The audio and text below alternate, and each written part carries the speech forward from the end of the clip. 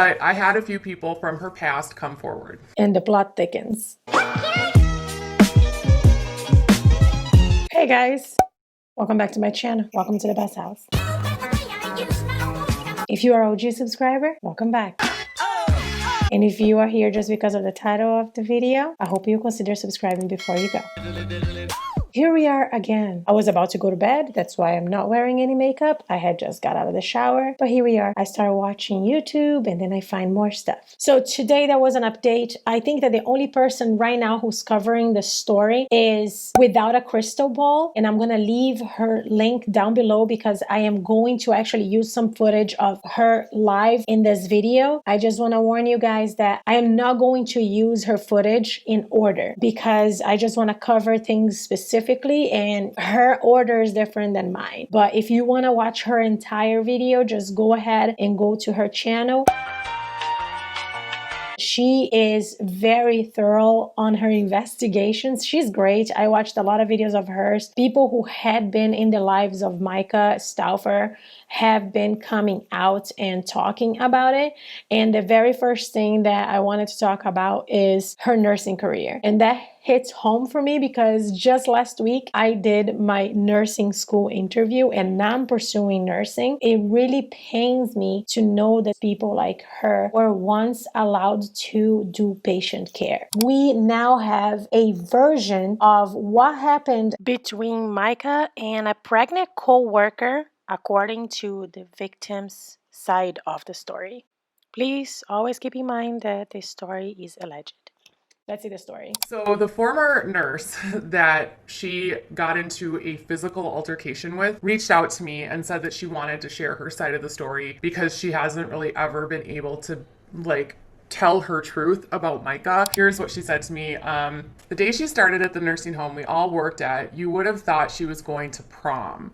She came done up to a T and had the audacity to tell me, "Oh, you're the one I'm planning on replacing since you're pregnant." And I just laughed and I said, "Nope, not me. I'll be back in 6 weeks after I deliver." And she literally laughed and said, "You don't know who I am, and well, we'll see about that." Imagine a girl walking in and being like, "You don't know who I am. We'll see about that." My fiance is a doctor and flashed a big old ring at me. Okay, so Josh is a physician's assistant. Funny thing is, it looks an awful like the one she's currently wearing with James, and she literally had absolutely no idea how to be a nurse.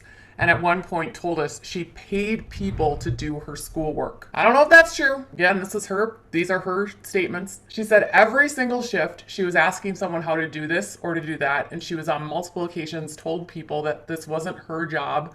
She would get an aide for that. She wanted nothing to do with the dirty work of nursing. She was above that. She always talked about how she was a model and she was going to make big bucks, and she was only working because she was bored at home and didn't need to because Josh was a doctor and her modeling made enough money for her to pay for everything. And then she said everything from the first word was about money and being bigger, badder, and better than everyone else. She falsely reported me for things at work, and when it came up after nurses stood up for me, she would go cry for hours in the boss's office and then come out smiling, making remarks, and being pretty. I had some complications during my pregnancy, so I was on restrictions and I was only allowed on my feet for so long and wasn't allowed to push our big metal carts. And so I had mine during my shift in the nursing station so I could grab my meds and waddle them to the patients that needed to go to. And she said the night of the incident with Myka, I was on the hall opposite of she was on the hall opposite of mine and had her med cart out in the hall.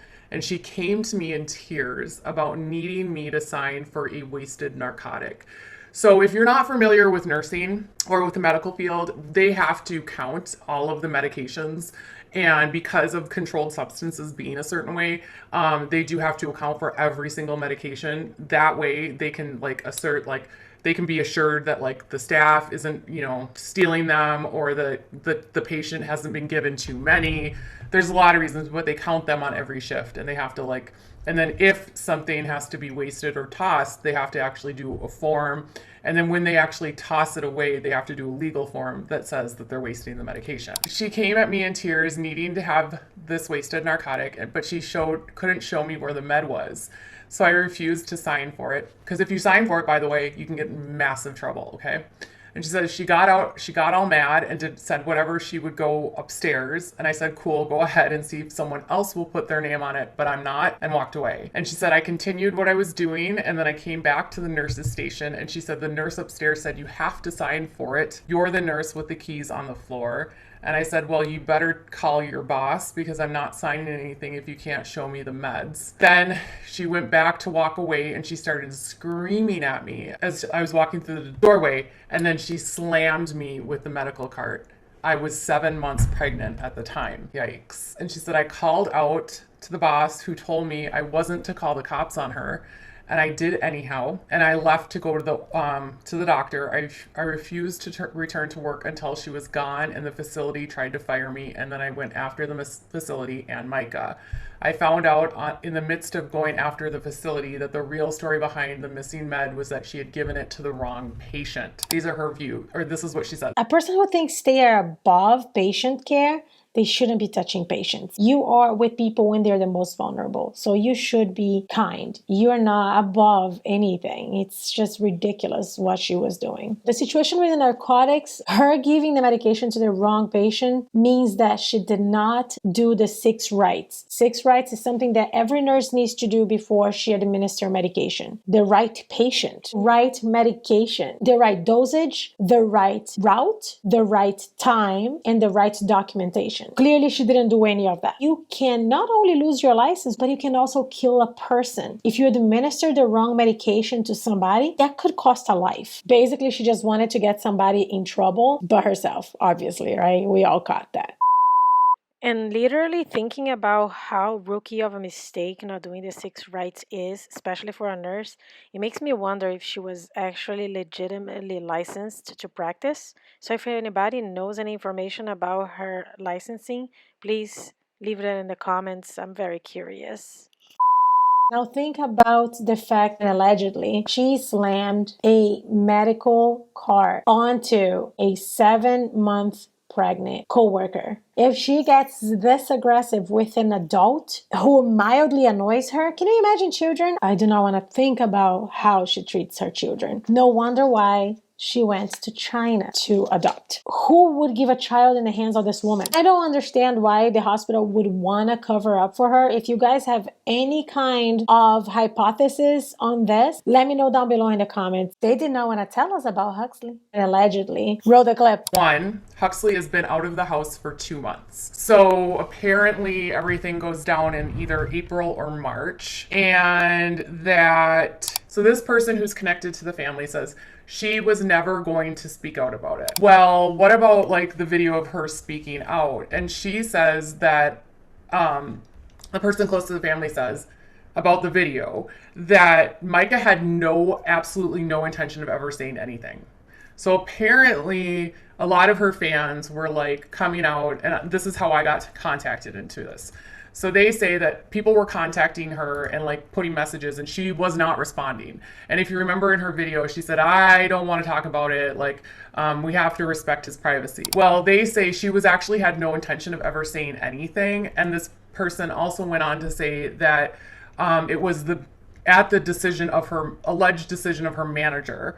And I don't know who she's talking about. I didn't know if it's a YouTube manager or if she has like an actual manager. I don't know. But apparently this person says the manager says you have to make a video, you have to make a statement. There's all these people coming out. It's going to like destroy your brand. And so they apparently craft this whole story according to this person. Again, take it for what it's worth. And they say that everything in that video about an update on her family is completely fake. Allegedly, literally discard the child, delete each and every single proof of his existence into their lives, and think that nobody was going to notice. People did notice. Can you imagine this private adoption? I don't know. Did she post it on Craigslist? Did she ask her friends, hey, do you need a child? Logistically speaking, she woke up one day, dressed herself, dressed her child, because Huxley is her child. She adopted him. drove him to somebody's house, took the child there, and walked away. And just driving back home like nothing happened. And they didn't even want to tell their fans. What were they thinking? They thought that nobody was going to notice? That's insane. But what about like the other kids and the safety of Huxley? Like, has CPS been involved with him? And they said 100%. Like they said 100% CPS is involved with his family now. That they are being investigated over the well-being of Huxley and the other children, which was actually what Delaware County Sheriff's Office said was, we've located them, but we're still investigating the well-being of these children and Huxley. So with CPS involvement in this, there's still an indication that something's maybe could be looming, maybe, I don't know if some sort of legal charges could be coming. I'm not really sure like what it is that they're looking for. What are the reasons why you're giving up your adopted child? If they're saying that it's more than they can handle, how? As soon as they gave up Huxley, they went to Bali.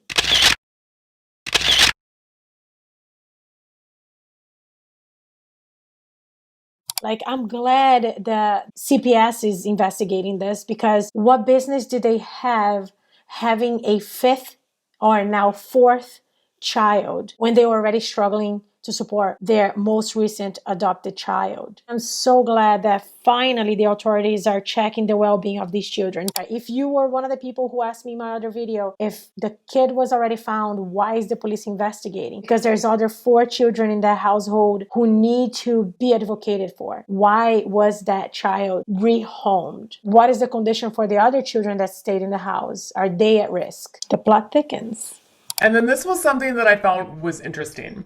So she also has an active profile from Yahoo Answers. And I thought some of these questions were really funny. Like, if we think about now about what a storyteller she is, how would I improve my storytelling skills? I sometimes want to tell my story so quickly that I don't have the right words to explain it. I know that means I ought to slow down. And I do have good vocab, I just don't quite know what to do. Which I was like, are you trying to get help on how to be a liar? Hell yeah! And then I found her old Twitter account, and one of the things that her old neighbor said was that she was always running scams. And one of the scams was like, get rich quick. And I looked at her old Twitter account, and you can see like she's promoting articles about, I made $270, I made $300. Clearly, they're moving their scams out of Twitter and Facebook and into YouTube, because now they have a platform and a following on YouTube. So please be careful with this couple. Let's work together to stop their scams from advancing any further on YouTube. They have very poor work ethic. They are potentially dangerous. While I'm saying is alleged, please be careful. Share this video. Let's make sure that they do not scam anybody. I am glad that they're being investigated. Hopefully Child Protect Services not let them adopt any other children and protect children that are living with them. Well, this is it for me, you guys. Let me know what your guys' opinion about the situation down below in the comments. Spread the word. I checked Stauffer's garage and he hasn't got any subscribers since my last video. However, he has not lost any subscribers. Myka keeps losing subscribers. She's right now at 700,000. They're not gaining, which is important. But Cash Crush is still growing. So let's get the word out there. Share this video. There's a lot of people out there who are very gullible, who will believe these scams. And clearly, they almost got away with something really serious. Go ahead and go to Without a Crystal Ball's channel. There's a whole lot more to this video that I showed you guys. She has about 46 minutes of footage. If you made this far, make sure to subscribe before you go. Ring that bell button so you can get notified every time I post. I post every Sunday and Wednesday. Like this video so we can push it through the algorithm and we can get more people involved in the situation, so we can make sure that these people do not scam anybody else or take advantage of anyone else. Follow me on Instagram so you can get in touch with me, and also so you can get to know some of the other things that I do outside of YouTube. Thank you so much for watching. I hope to see you in the next upload. Have a great night. Bye.